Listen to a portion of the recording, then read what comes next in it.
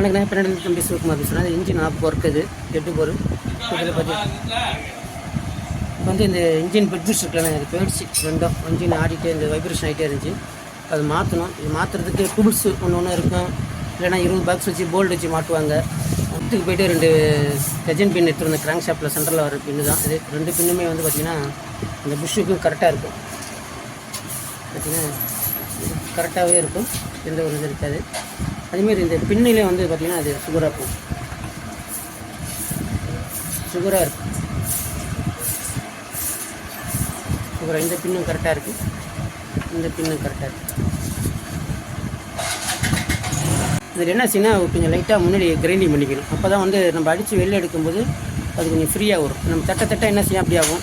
அப்படி இல்லைனா இதில் நம்மள்ட்ட இருந்த பழைய வீல் ஆக்சில் இல்லைனா போல்டு ஏதாவது இருந்துச்சுன்னா அதில் வெல்டிங் வச்சுருந்தா கொஞ்சம் நம்மளுக்கு நீட்டாக இருந்துச்சுன்னா அது புஷ் எடுக்கிறதுக்கு யூஸ்ஃபுல்லாகும். இன்ஜின் வண்டியில் இருக்கும்போது எடுக்கிறதோட இன்ஜினை இறக்கிட்டு நம்ம அடிக்கிறது யூஸ்ஃபுல்லாக இருக்கும். பாருங்கள், அதுமாரி இந்த புஷ்ஷில் அடிக்கும்போது லைட்டாக ஒரு சொட்டு ஆயில் பார்த்து அடைக்கணும். பார்த்திங்கன்னா இந்த அலுமினியம் இது சேஸ்லேயே வந்து பார்த்திங்கன்னா ஆயில் தடி இருக்கும், எதுவும் ஆயில் தடி இருக்கும். புஷ் தட்டிடும் பாருங்கள். இந்த புஷ் வச்சு இந்த சென்டர் தட்டியாச்சு.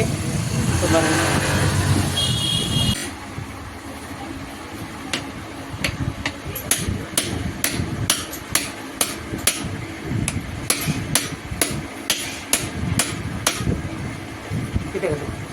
பார்த்திங்கன்னா அது மட்டமாகிடுச்சு.